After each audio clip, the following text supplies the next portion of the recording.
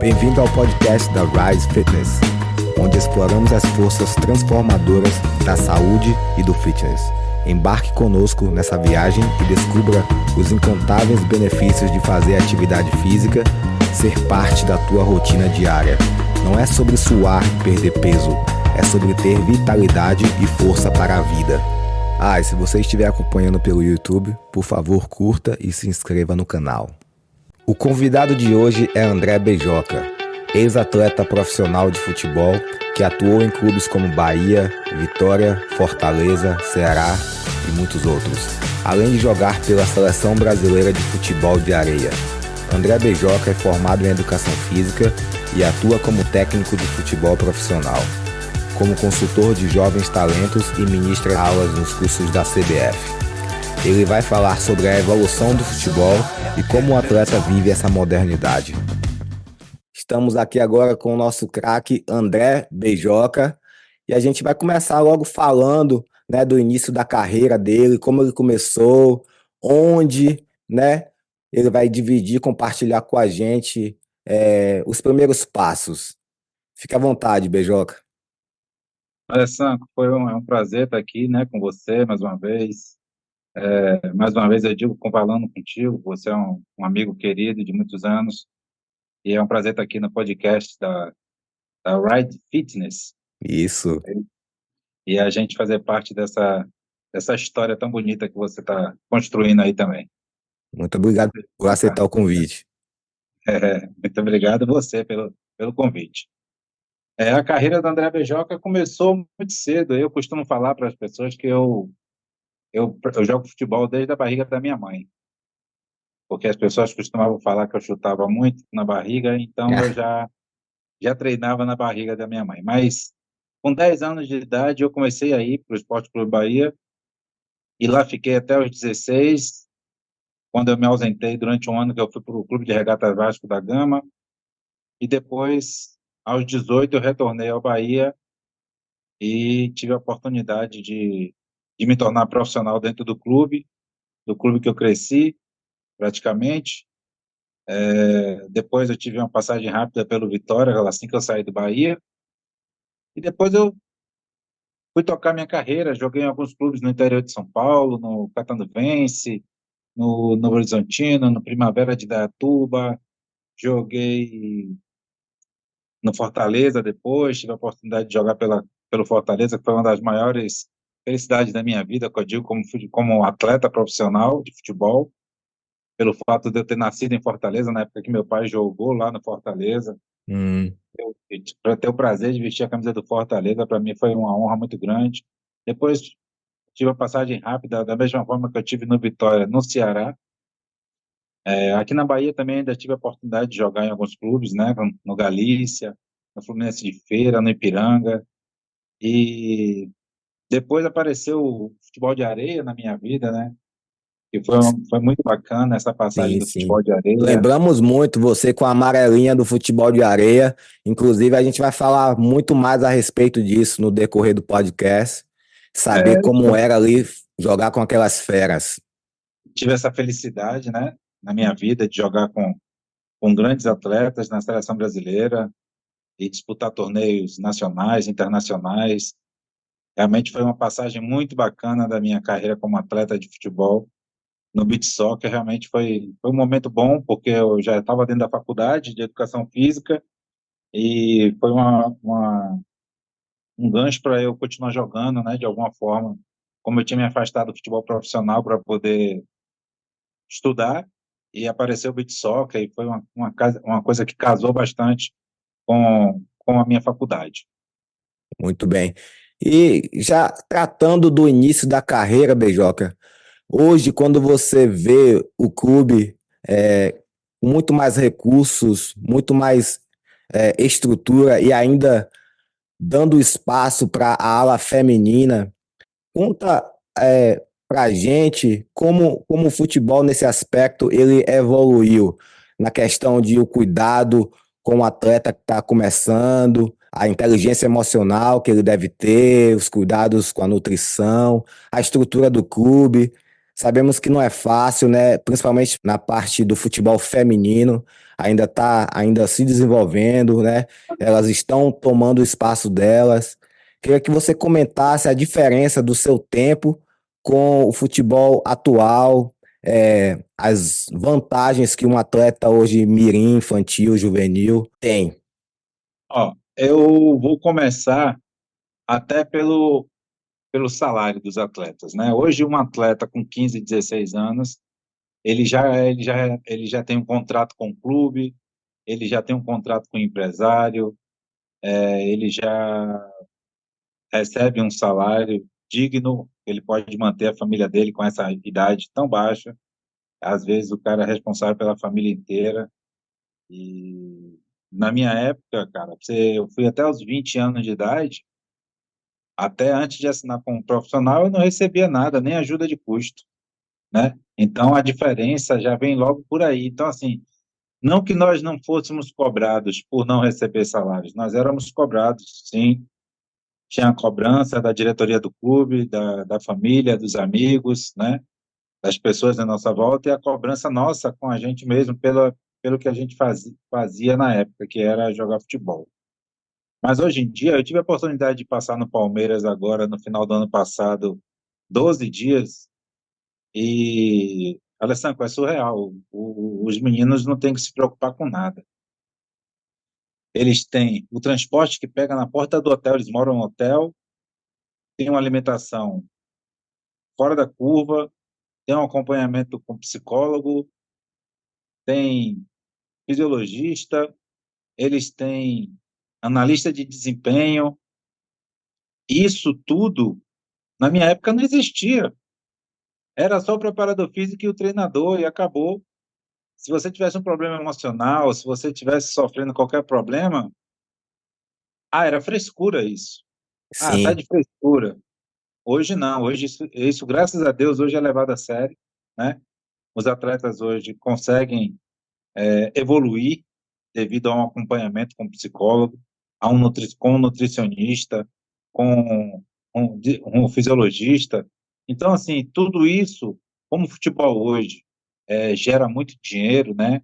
Hoje, futebol é um esporte que roda muito dinheiro. Um atleta com 15, 16 anos, ele está valendo milhões. Então, ele tem que ser bem cuidado, ele tem que ser bem tratado pelo clube. E isso a gente está falando de atleta que está jogando num clube que tem todo um suporte, como o Palmeiras. Mas sim, existem muitos meninos aí que jogam em categorias de base, de clubes menores, e não tem nada disso, entendeu? Não tem um nutricionista, não tem psicólogo, enfim, não tem todo um suporte, um staff que por trás que realmente venha dar esse suporte para o menino se desenvolver. Então ele tem que ser mais forte do que o atleta que está num clube grande, porque ele tem que querer muito chegar, ele tem que querer muito que aquilo aconteça para poder de verdade acontecer. E a gente sabe que muitas das vezes acontece, mas esse atleta ele não joga em clubes grandes de Série A.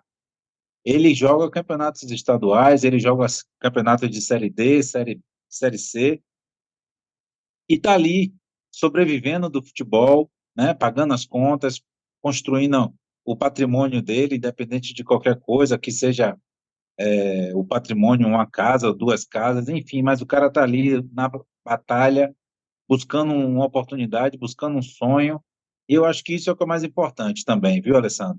A gente está sim, fazendo o que a gente ama, eu acho que isso é muito válido na nossa vida. Não verdade. adianta, a gente tem que fazer, eu costumo falar que a gente veio para cá para ser feliz, Isso, e não adianta eu amar fazer uma coisa e não poder fazer. Isso é muito triste. Isso faz com que as pessoas, às vezes, na minha ótica, né, na minha visão, faz com que as pessoas se debandem para caminhos errados, né, que entrem para a droga, para a bebida, sim, é, sim.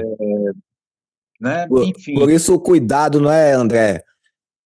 O cuidado ele precisa ser em todas as áreas, né? Se tratando do atleta infanto-juvenil, onde ele está ali começando a crescer, a conhecer o mundo, né? As coisas.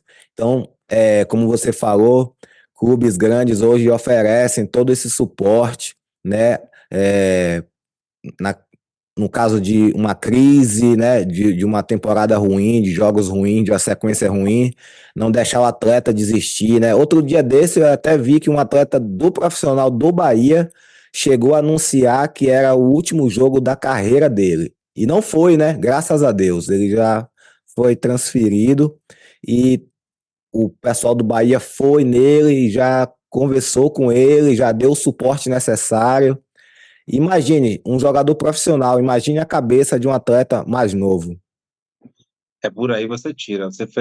Você deu um exemplo muito recente e muito bom. Esse atleta, Diego Rosa, do Bahia, ele fez um jogo ruim, a torcida vaiou e o cara queria parar de jogar futebol. Agora, veja quanto não já foi investido nesse atleta, quanto o clube já não investiu, quanto o empresário já não investiu. E não é por isso que se o atleta quisesse parar de jogar, não teríamos que apoiar ele, não. Teríamos que apoiar a decisão dele, porque ele é um ser humano e ele tem que ser feliz, ele tem que ser. Mas só que o Bahia foi muito bem, o Bahia hoje tem uma estrutura fora do comum, né? Tem todo esse suporte com psicólogo também, enfim, e eu acho que esse suporte está tá sendo bem feito, essas ferramentas estão sendo bem usadas e o atleta continua aqui no Bahia, continua jogando e graças a Deus seguiu a carreira dele. Que ótimo. E acho que vai voltar para o clube que ele jogou em 2020 até 2022. Muito bom. É porque tem isso, né, Alessandro? Às vezes o cara não se sente confortável em um ambiente. É aquela situação de que o jogador chega no Bahia e faz 50 gols, aí vai para o Flamengo e faz dois. Aí é questão, ainda mais quando vai para a Europa, aí sai da Europa, vem para o Brasil. Essa questão da adaptação ao ambiente que ele se encontra, isso tudo faz com que o atleta tenha um rendimento melhor ou pior. Então, eu acho que isso também pode estar interferindo no rendimento do atleta. E agora a gente vai tratar do futebol feminino, que ainda essa questão aí é mais acentuada ainda, né, Beijoca? Porque por si só a mulher ela é vulnerável ainda mais a fatores emocionais, né? Pela sua natureza, né? E você já tem uma experiência vasta com o público feminino, as jogadoras. Eu gostaria que você falasse dos cuidados, se são, se é uma aproximação diferente, se tem que trabalhar de uma forma um pouco mais específica. Olha só, o feminino tem muitas peculiaridades. Eu acho que dentro de campo é tudo igual. Treinamento, modelo de jogo, padrão de jogo, elas assimilam bem, é tudo igual. Forma de treinar, forma de jogar, enfim. Dentro do campo é praticamente 100% igual ao masculino. Agora, fora de campo, Alessandro, é muito diferente. Muito mesmo, não é pouco, não, é muito. Como você acabou de falar, esses fatores hormonais que a mulher tem, né, no ciclo menstrual, todos os meses, isso às vezes interfere muito em algumas atletas, no lado emocional, no aspecto físico, né, no rendimento dela dentro do campo. E tem umas que sentem mais, outras sentem menos, né? Então você tem que ter todo um processo dentro do seu grupo, do seu trabalho ali, naquela comissão técnica que você monta para poder lidar com as atletas, o tato com essas atletas, que tem umas que aguentam pancada, outras não. No masculino, não. No masculino, você pode tratar todo mundo igual, da mesma forma, aí gritar com um, gritar com o outro, e os caras vão assimilar, mas no feminino não é assim. O feminino, ele é muito diferente nesse aspecto emocional, até pela condição hormonal das meninas. Tanto que a última Copa do Mundo, não. A Copa do Mundo que os Estados Unidos ganhou, foi a última? Não estou me recordando agora aqui, mas Não, acho que foi antes não, dessa. antes dessa que teve agora, perfeito. E os Estados Unidos ganhou, aquela atleta que fez o gol, os clubes hoje na Europa, eles monitoram o ciclo menstrual da atleta. Eles monitoram para ver quando o atleta vai estar no ápice do seu rendimento e quando ela não vai estar. Quando ela vai estar aqui para poder dar e quando ela vai estar aqui. Então, você usa a atleta aqui e dá um descanso nela aqui, se tiver um jogo, por exemplo, né? E a atleta hoje, ela compreende isso. Então, aquela atleta que fez o gol na Copa do Mundo, no jogo no domingo, ela, na segunda-feira, a comissão técnica americana já sabia que ela ali era o auge dela. Então, ela Interessante. isso aí hoje, a maioria dos clubes tops de linha hoje do mundo fazem esse acompanhamento do ciclo da mulher para justamente saber aonde qual o momento que ela vai estar podendo render mais do que outras atletas. Então isso faz a diferença, né? Fez uma decisão de Copa do Mundo. Eu convivi com algumas atletas que a Raquel, por exemplo, a lateral direita que jogava comigo, que hoje está no Avaí, no Kinderman. Quando está no ciclo menstrual dela, o rendimento dela, ela mal consegue correr dentro de campo. E é visível, porque é uma atleta de velocidade, uma atleta de força, Hum, e quando está assim, ela realmente não consegue desenvolver o futebol que ela demonstra normalmente. Então, isso interfere demais, demais no rendimento da atleta. E, fora isso, né, o trato que você tem que ter com as atletas, a forma de falar, isso me ajudou muito, né, porque a gente vem muito dentro do futebol masculino e a gente tem um palavreado sim. grosseiro, vamos dizer assim, e esses 10 anos dentro do futebol feminino me fez aprender a ter mais calma, a ter mais paciência, a entender o outro, sabe? Compreender, se pôr no lugar, ter mais empatia. Isso me ajudou muito, muito como profissional. Essa vivência dentro da modalidade do futebol feminino me ajudou muito nesse sentido. Sim, eu mesmo tenho uma filha que joga voleibol, 15 anos, e você percebe que alguns dias são piores do que outros dias. Uns dias ela tá mais forte, outros dias ela tá mais vulnerável. É dessa forma mesmo. E a Interessante. diferença às vezes, é muito grande. É muito, mas isso é de atleta para atleta. Tem atletas que não sentem tanto, e tem atletas que sentem muito esse processo. Muito bom. Eu creio que você, né, vivenciou vários momentos, não só na sua própria pele, como colegas de trabalho, onde o atleta teve que se superar, dar a volta por cima, né? Outros acabaram não continuando, mas eu creio que você viu os dois lados da moeda, né, Beijoca? Então, assim, o futebol tem muito disso. Às vezes o cara tem um talento absurdo e acha que vai conseguir chegar. E o outro é esforçado pra caramba e não tem mais tanto talento, mas o esforçado, né, ele quer chegar, ele quer fazer. E o talentoso fica no meio do caminho. Eu acho que Veja, isso é acontece, mental, né? isso acontece porque você entra na zona de conforto. Todo mundo fala para você, pô, você joga demais, você é craque. Só que o outro tá lá correndo pra caramba, treinando pra caramba, e na hora que tem que chegar no campo para dar o retorno que o treinador quer, o que tá treinando pra caramba dá, e você não vai voltar para marcar, você não vai fazer a recomposição porque você acha que você é craque, ou então porque fisicamente você não vai conseguir fazer isso porque você não treinou como deveria, porque você acha que só o seu talento ia resolver. Então, hoje é muito complicado essa situação aí.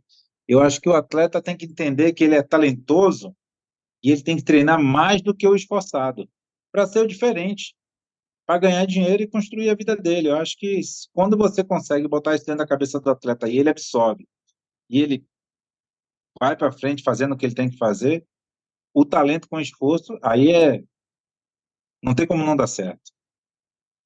Entendi. E o que eu gosto em você, Beijoca, é que você já fazia coisas que o atleta de hoje está começando a abrir a cabeça. Você jogava, mas você se preocupava com a sua educação, o seu enriquecimento pessoal, né? Tanto que a primeira vez que eu te vi foi na faculdade, na UXAL. Eu estava lá com meu irmão, Christian, e ele apontou para você assim, falou: aquilo ali é Beijoca, ele joga na seleção brasileira de futebol de areia. Eu queria que você falasse primeiro da preocupação em ter uma formação acadêmica, que hoje é, te ajuda muito, né, como pessoa, e logo depois eu queria que você falasse da sua passagem na seleção brasileira de futebol de areia, jogando ao lado de vários craques, que eu ficava ali no esporte espetacular, já esperando a hora de ver, velho. Cara, isso foi muito engraçado, porque assim, o estudo na minha vida, né? Eu fiz, concluí o segundo grau, e eu não ia fazer faculdade, eu não iria fazer faculdade, mas quando Deus tem um propósito na sua vida, eu acho que Deus fala assim para você, ó, você pode ser muito mais do que você está pensando em ser, então eu vou colocar isso aqui no seu caminho. E aí eu conheci uma menina que era professora e ela falava assim para mim: você tem que fazer faculdade, você tem que fazer faculdade. Eu falava: não, não, não posso fazer faculdade agora, não, porque eu estou jogando, eu vou viajar, daqui a pouco aparece um clube aí, eu tenho que ir embora e tal. Essa situação, né, da gente, jogador de futebol, que uma hora está no lugar, outra hora está em outro lugar. Mas aí ela foi na minha casa, me pegou um dia lá e falou: vamos aqui comigo. Me botou dentro do carro, nós fomos no cursinho para vestibular. Ela me inscreveu no cursinho, eu paguei lá meu cursinho. Ela fez eu me inscrever no cursinho, e aí eu acabei fazendo o curso, acabei prestando vestibular, acabei passando na faculdade, e foi aí que eu olhei a vida já com outros olhos, porque também o Flávio Tanajura, que hoje está nos Emirados Árabes, é auxiliar do Marcelo Chamusca, O já ex-zagueiro. fazia isso, ele jogava no Vitória e ele já fazia faculdade também. Ah, E sim. isso foi um estímulo também que eu tive muito grande. Acho que o Flávio nem sabe disso, que ele foi uma referência para mim com relação a isso. Mas eu fui fazer a faculdade, fui estudar, porque eu pensei: pô, o Flávio faz, por que que eu não posso fazer? Né? Já que Uhum. ele faz e joga, eu posso fazer e jogar também. E aí, no ano que eu entrei na faculdade, foi o ano que apareceu o futebol de areia. Eu fui convidado para participar do Campeonato Brasileiro de Futebol de Areia e acabei indo e fui vice-artilheiro, fui jogador revelação do campeonato. Eu E na lembro. semana, e na semana seguinte que acabou o brasileiro, eu já estava vestindo a camisa da seleção brasileira fora do país e jogando torneios com a seleção, viajando sempre. E foi uma coisa que foi paralelo à minha faculdade. Eu me afastei um pouco do futebol profissional.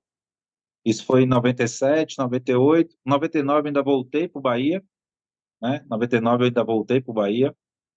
Assinei com o Bahia novamente em 99, mas pelo fato de eu ter parado o futebol profissional durante 2 anos, a carga de treinamento naquele período de 2 turnos, eu acabei sentindo, eu tive uma lesão muscular que eu nunca tinha tido na minha carreira. Eu sempre fui um atleta muito forte, que eu sempre me cuidei muito, Uhum. mas pelo fato de eu ter parado a atividade profissional, vamos dizer assim, durante um período muito longo, quando eu retornei, eu tive esse problema, né? Tive uma lesão muscular. E aí, por conta disso, eu acabei ficando mais para trás. Depois, o Bahia acabou me emprestando para jogar o Campeonato Baiano por outro clube. E eu acabei optando por seguir minha carreira fora do campo. Depois desse episódio, eu acabei seguindo para fora do campo para estudar, né? Continuar estudando e virar treinador de futebol, que é o que eu sou hoje. Sim. Fala só as estrelas que você jogou aí, que você Ah, compartilhou eu tive o no prazer de futebol de jogar areia. com Edinho Nazaré, eu tive o prazer de jogar com Cláudio Adão, eu tive o prazer de jogar com Careca, eu tive o prazer de jogar com Júnior, né? Paulo Sérgio, Paulo Vitor, goleiro do Fluminense, seleção brasileira também. Eu não cheguei a jogar com o Zico, cara, não, nos eventos não estava mais batendo, porque eu não consegui jogar com o Zico, mas eu tive a oportunidade de jogar com essas grandes feras que eu acabei de falar aí, Sim, sim, sem falar nos meninos do futebol de areia que são referência, né? Que é o Jorginho, que foi, para mim, um dos maiores da areia, sim. se não o maior até Neném, hoje. O Neném, o Negão, o Magal, o Juninho, o próprio Robertinho, goleiro, sensacional. Não, aquela geração era realmente era diferente, bem diferente, diferenciado. ótimo. E hoje, Beijoca, você é um instrutor da CBF, não é isso? Eu tive a oportunidade de fazer a licença A da CBF para trabalhar com futebol profissional e quando eu acabei de fazer a licença, eu fui convidado pelo pessoal da CBF para poder dar aula, né, nas outras licenças que teriam aqui em Salvador. E é isso, né, cara? Eu acho que o estudo ele vai abrindo portas para você e você tem que ir aproveitando, tem que ir se especializando. Isso é muito bom, isso é muito bom. Eu fiquei muito feliz com esse convite e fazer parte do clube de instrutores, né? Do grupo de instrutores da CBF Academy hoje, para mim, foi muito gratificante dar aquela aula e fazer parte desse grupo. Nós também ficamos muito felizes quando vimos que você era um deles. É, você traz a sua experiência, né? Do futebol baiano, do futebol nordestino, e ainda também sendo o filho de uma lenda do futebol brasileiro, né? Então isso vai somar muito para quem assistir, quem ouvir, quem se inscrever nos cursos, né? Onde você vai ministrar, né, as aulas. A gente tem feito um trabalho bacana aqui em Salvador com relação a isso, a ministrar aulas, né, para meninos pequenos, para poder ajudar o desenvolvimento do futebol dos meninos, né, ter um conhecimento, porque às vezes o menino joga, mas ele não tem o conhecimento da parte técnica, da parte tática do jogo, e é bom a gente ir colocando isso. Às vezes as pessoas ficam falando, o futebol está acabando porque hoje é só tática. Mas o jogador, ele, pelo menos, né? Eu como treinador, dou total liberdade para o jogador fazer o drible, dar o drible, driblar, fazer o que tiver que fazer dentro do campo, mas eu acho que a parte tática é fundamental para um atleta que quer ser um atleta de alto nível, de alto rendimento. Eu acho que ele tem que ter essa compreensão. É fundamental essa compreensão para poder ele entender o jogo. Eu acho que isso é muito importante e a gente vem fazendo um trabalho. Eu faço um trabalho individual também com os atletas aqui. Tem pessoas que me procuram e a gente vem fazendo um trabalho aqui bacana, desenvolvendo um bom trabalho. E com relação às palestras, a gente também vem fazendo alguns trabalhos aqui, dando palestras. Quem sabe uma hora dessa eu estou aí junto de você aí, dando uma palestra por aí, né? Estou esperando esse convite aí para a gente poder fazer uma parceria aí, Com legal. certeza, você é mais do que bem-vindo.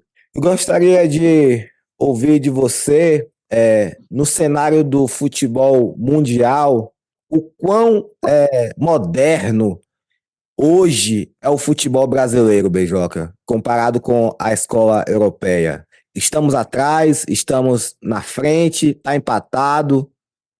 Olha só, Alessandro, existem características no Brasil, existem características na Europa, na Itália, na França, na Indonésia, no Japão, sabe? São características do futebol local. Cada futebol tem uma forma de ser pensado e uma forma de ser jogado. As pessoas gostam muito de se basear pelo futebol europeu, pelo seu futebol que todo mundo visualiza no mundo inteiro, modelo de jogo, enfim, essas situações todas. Mas, assim, existem muitas características que, por exemplo, você vai jogar aqui no interior da Bahia, você não consegue jogar direito porque o campo não lhe permite você jogar como joga o Pepe Guardiola no City, que é trabalhando a bola, tocando para um lado, tocando para o outro, com a posse da bola, mantendo a... É muito difícil porque o campo não permite esse tipo de... Então, assim, são características, né, locais que eu estou falando agora, mas assim, a nível Brasil, né, eu estou falando de jogadores eu estou falando pelo fato de Série C, Série D, até Série B. Mas quando você joga na Série A, que os campos são todos muito bons, na sua maioria, com características diferentes, que agora estão implantando grama sintética por aqui pelo Brasil também, que eu É outro realmente não debate. gosto. Eu não gosto, particularmente eu não acho viável, eu acho prejudicial ao futebol brasileiro,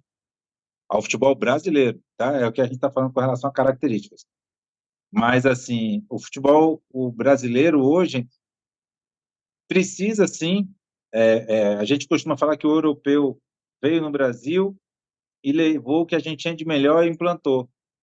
Eu acho que a gente tem que pegar o que o europeu também tem de melhor e trazer para cá e implantar dentro das características do futebol brasileiro, como Entendo. eles implantaram dentro das características do futebol europeu. Eu acho que tudo é válido. Ah, o futebol moderno, o futebol de antigamente, lógico. O futebol hoje joga-se muito mais compactado, é muito mais velocidade, é muito mais força. É diferente do futebol de antigamente, é bem diferente do futebol de antigamente. Mas não tira a beleza do futebol de antigamente e nem tira a beleza do futebol de hoje. Eu acho que as coisas mudam, tudo muda, né? Não foi só o futebol que mudou, tudo mudou.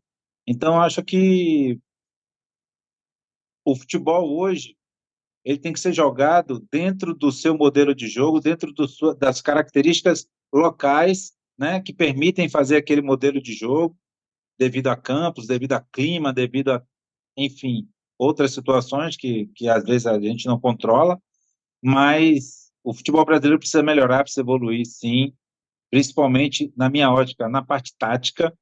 Eu acho que quando eles conseguirem entender que a parte tática também é muito importante, é porque eu sou um treinador apaixonado pelo modelo de jogo posicional, né? Eu gosto Uhum. muito da parte tática do posicional, eu gosto muito de trabalhar isso. Então, aí já é uma ótica minha, né?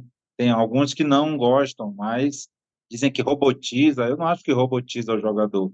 Eu acho que ele vai estar naquele espaço que ele foi designado para estar no momento do jogo pelo treinador, mas ele tem toda a liberdade de fazer o que ele quiser dentro daquele espaço. Sim, Então, um 10 é um 10, né, Beijoca? Um 10 sempre vai ser um 10. com certeza, com certeza. Então, eu acho que a gente fazendo o futebol brasileiro precisa melhorar, precisa evoluir, assim como o futebol europeu em alguns itens também. A gente tem que estar sempre buscando evolução. Mas o futebol europeu hoje, na minha ótica, está um pouquinho à frente do futebol sul-americano. E tem outros continentes vindo muito fortes também, né, Beijoca? Com certeza, com certeza. Continente asiático, africano, O não americano tem, evoluiu. não tem mais bobos, né? Taticamente, olha só, o futebol africano, ele taticamente evoluiu muito. E quando esses caras conseguirem entender direito mesmo o jogo, nossa senhora, vai dar muito trabalho. Porque a técnica já é parecida com a nossa, no caso. Muita força, muita velocidade, muita habilidade. E com o entendimento tático, nossa, esses caras não vai demorar muito para ter uma seleção africana finalista de Copa do Mundo, semifinalista de Copa do Mundo. É, já teve, no caso, Marrocos, né? Isso, isso. Gostaria de te agradecer. Muito obrigado por aceitar esse convite. Eu vou pedir que você deixe aí um conselho para quem está começando, seja na parte acadêmica ou na parte do esporte em si, né? Hoje, com tanta distração, né, Beijoca? Gostaria que você falasse para o jovem o melhor jeito de encarar essa vida no esporte. Alessandro, primeiramente foi um prazer, né? O prazer foi meu de estar aqui com você, cara. Saudade de te dar um abraço, mas eu acho que em breve a gente vai estar junto novamente. E o cara que quer, às vezes o cara até não tem, é como a gente estava falando, questão do talento, né? O talento do jogador, mas a vontade de estar ali dentro é muito grande. Então, se focar desde, desde novo. Ah, é difícil porque tem. Pô, a gente sabe, né? A gente sabe, eu morar em Salvador, cidade festeira, verão, praia, festa. era difícil ficar em casa no final de semana, mas eu abri mão de muitas coisas para poder eu chegar aonde eu cheguei, né? Joguei no Bahia, joguei no Fortaleza, no Ceará, no Vitória, enfim, joguei no Campeonato Paulista, mas eu abri mão de muita coisa para poder chegar a, a, a entrar, a estar dentro de campo, né? A conseguir vestir a camisa da Seleção Brasileira de Futebol de Areia, e não tem coisa mais gostosa nessa vida. É tipo a maior emoção que eu tive na minha vida, acho que eu não vou ter outra igual, que é estar em cima do pódio e ouvir o hino nacional. Acho que isso, para um atleta, é o auge de qualquer coisa. E eu tive esse prazer de estar num pódio ouvindo o hino nacional fora do meu país. É querer mesmo, é se dedicar, abrir mão de muita coisa para poder chegar no objetivo. Porque o futebol, ele permite você viver o futebol até os 30 anos, mas não deixar de estudar, não deixar de se preparar, porque o depois é complicado, o depois é complicado. Sim. Eu tive essa sorte de fazer essa faculdade, pelo fato de ter aparecido essa pessoa na minha vida que me pegou e me empurrou mesmo para dentro da faculdade, mas muitos amigos meus não tiveram essa sorte, não tiveram essa disposição de ir para a faculdade, e hoje sofrem por conta disso, porque depois que acabaram de jogar bola, não tem uma profissão, não sabe para onde vai, não sabe, fica meio sem rumo, é um barco à deriva. Eu acho que se você puder jogar futebol e puder conciliar isso com um estudo, uma formação, é a coisa mais certa que você faz na sua vida. Esse é o conselho que eu dou para quem está começando. Muito bom. Muito obrigado, Beijoca. Um abraço, meu querido, tamo junto, um beijo grande.